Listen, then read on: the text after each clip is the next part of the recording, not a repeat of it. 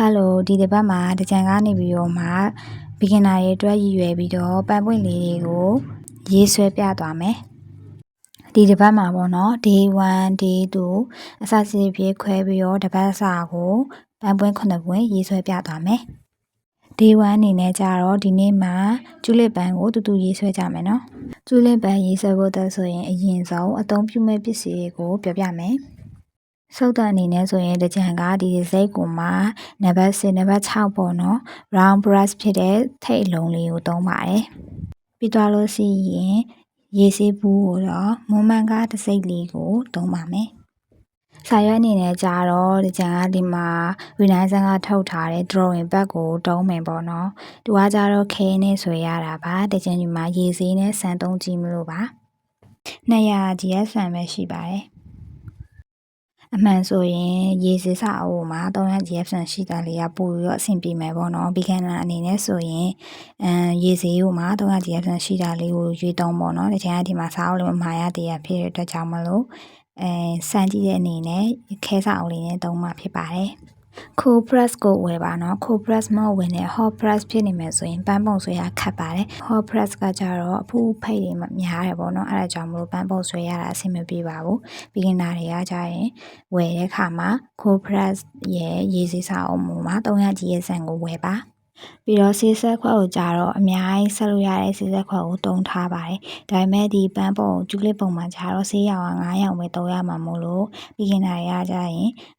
ဆေးဆက်ခွက်အတေးလေးကိုပဲတုံးရင်ရပါပြီတကယ်ဒီမှာတင်ပေးမှဖြစ်တဲ့အတွက်ကြောင့်မလို့ကြီးကြီးကိုတုံးလိုက်တာဖြစ်ပါတယ်ပြီးလို့ရှိရင်ဒီမှာဆေးရောင်တွေနဲ့ပတ်သက်ပြီးတော့သုံးရမယ့်အရောင်တွေကိုပြောပြပါမယ်ဒီအရောင်ပေါ့နော်ဒီအရောင်ကဘာနဲ့ဆက်ထားရလဲဆိုရင်အဖြူရောင်နဲ့ဒီအရောင်ကိုဆက်ထားတာဖြစ်ပါတယ်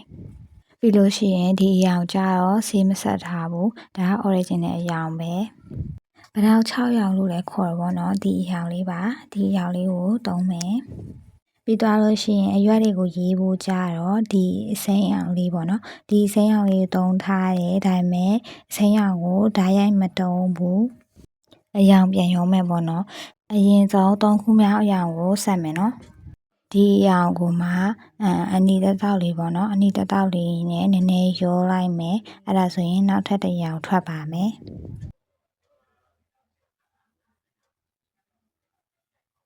ဒါဆိုရင်အရောင်တစ်မျိုးရပြီပေါ့နော်ပထမအရောင်လေးကနည်းနည်းလေးပဲကျန်တော့တဲ့အတွက်ကြောင့်မလို့ဒီအရောင်လေးပေါ့နော်ဒီအရောင်လေးကိုမှအဖြူနဲ့ပြန်ပြီးတော့ဆက်လိုက်မယ်ပြီးပြီဒါဆိုရင်အတိအကျပြောမှဆိုရင်2ရောင်ရပြီပေါ့နော်ဒီရောင်လေးကတရရသုံးရမယ့်ရောင်ပဲဒါကစီမီရောဘူးမူရင်းအရောင်ပဲเนาะဒါဆိုရင်3ရောင်ရသွားပြီလို့ရှိရင်ဒီအစိမ်းလေးကိုဒီကောင်လေးကိုကြတော့တတိယအရောင်လေးနဲ့ရောလိုက်မယ်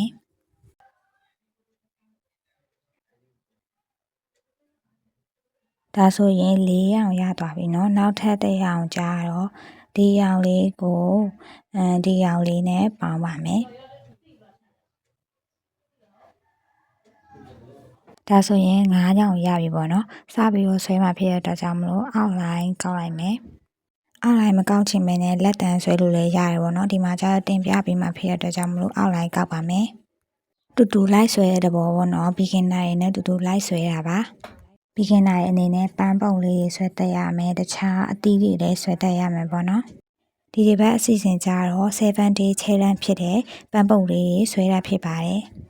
ဒါကြောင့် day 1အနေနဲ့အရင်ဆုံးကျူလစ်ကိုဆွဲကြမယ်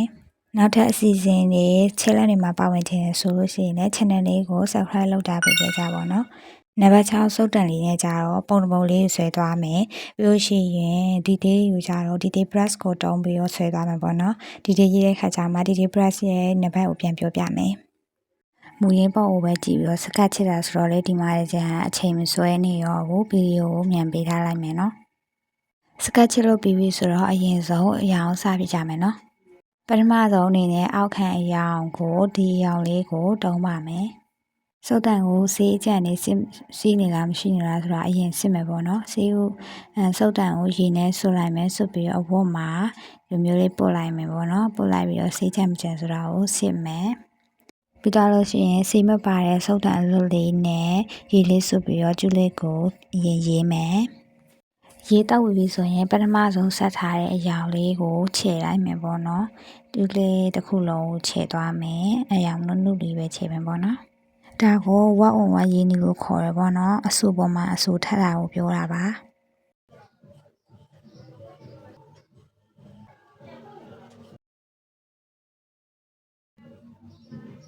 ဒါကြောင့်တော့အောက်ခံအရာကိုရေးပြီးဆိုတော့အရင်လေးကိုရေးမယ်ပေါ့နော်အရင်လေးကိုဒီအရာလေးကိုတုံးမယ်ဒီအရာလေးခုနအတိုင်းပဲပြည့်နေတဲ့အတွက်ကြောင့်မလို့ရေးနဲ့နည်းနည်းလေးရောပြီးတော့မှအရာကိုဖြိုးလိုက်ပါမယ်ဒီအရာလေးရသွားပြီဆိုရင်စပြီးတော့ခြေမယ်ကျူလေးရဲ့ရင်းတဲ့အပိုင်းတွေကိုခြေမယ်ပြီးလို့ရှိရင်သူကပြက်ပြက်ကြီးဖြစ်နေတဲ့အတွက်ကြောင့်မလို့စေးမပါတယ်ရေပဲပါတယ်စုပ်တန်နေပေါ့နော်ဗလန်လိုက်ပါမယ်ပြေးသွားအောင်လို့ရေပဲပါတယ်စုပ်တန်လေးနဲ့ဖြည်းဖြည်းချင်းဗလန်သွားမယ်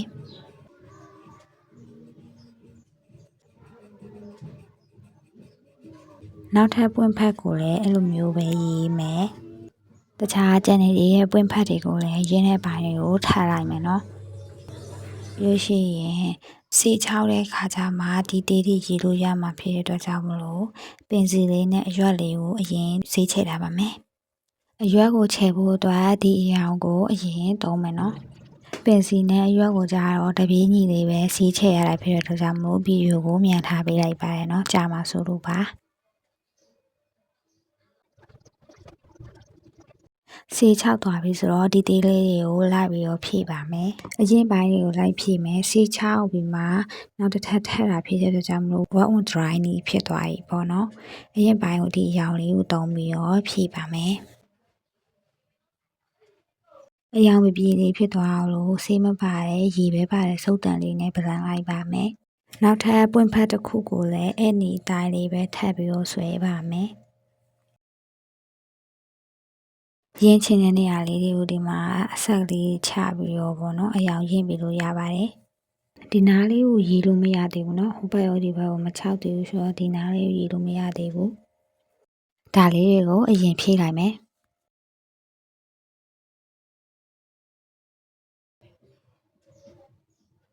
စီချောက်တာကိုစောက်ရင်လည်းပင်စီနဲ့အရွက်လေးတွေကိုရေးထားမယ်အရွက်ရဲရဲနဲ့အပိုင်းတွေကိုဒီအရောင်လေးကိုခြေပါမယ်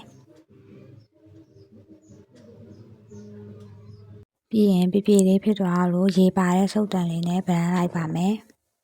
ပြီးသွားရင်ဒီသေးလေးတွေတခြားလေးပေါ့နော်အသေးစိတ်ပေါ့နော်အတားလေးတွေကိုလိုက်ပြီးတော့ဖြည့်ပါမယ်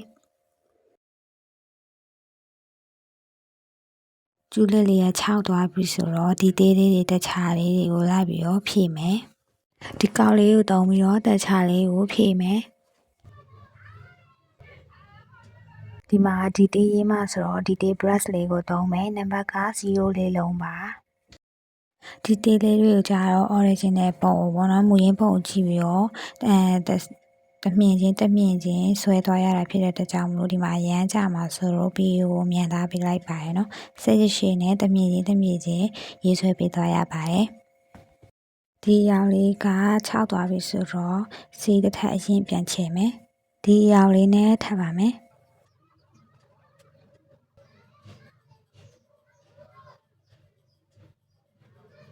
နောက်ထပ်တခြားပွင့်ဖက်တွေကိုလည်းဒီတေးလေးတွေပြန်ချဲပါမယ်တမြင်ချင်းဖြည့်သွားမယ်နော်စီယူတိုးလိုက်စာရွက်မှာလာချဲလိုက်နေပဲတမြင်ချင်းစိတ်ရှိနဲ့ဖြည့်သွားမယ်ပွင့်ဖက်လေးတွေဆေးချောက်တာကိုစောက်ရင်းနဲ့အရွက်လေးတွေကိုဒီတေးဖြည့်ပါမယ်ဒီအရာလေးနဲ့ဖြည့်ပါမယ်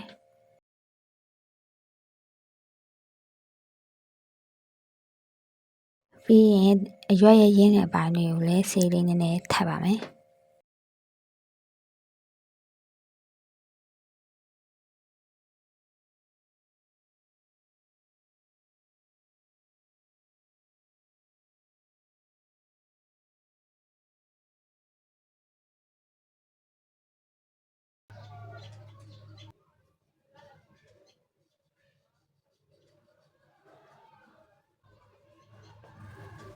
ပွင့်ဖက်လေး6ပြီဆိုတော့တေးရွက်ဆွဲတာကိုခဏရက်ထားမယ်ပွင့်ဖက်မှာကျန်နေတဲ့ဒီသေးလေးတွေတရွက်နဲ့တရွက်ထပ်နေတဲ့အနေထားလေးတွေပေါ့နော်ရင်းနေဖြစ်နေရမယ်အဲ့ဒါလေးတွေကိုလိုက်ပြီးတော့ချဲမယ်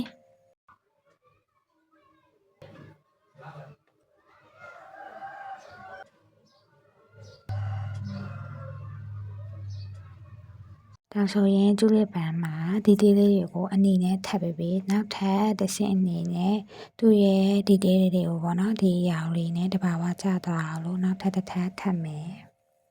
ထုံးစံတိုင်းပဲဗီဒီယိုကြာမှာဆိုလို့မြန်ထားပေးလိုက်ပါတယ်နော်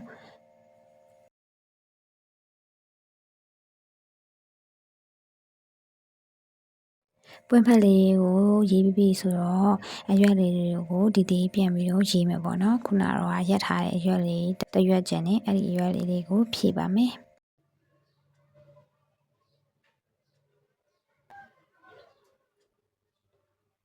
ဒီတေးလေးတွေဖြည့်ရင်လည်းရင်းတဲ့အပိုင်းလေးကိုလည်းဖြည့်သွားပါမယ်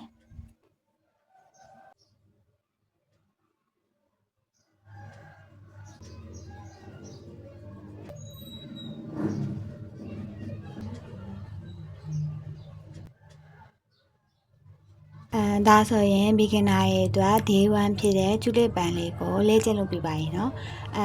day 2မှာပြန်တွေ့ကြပါမယ်เนาะ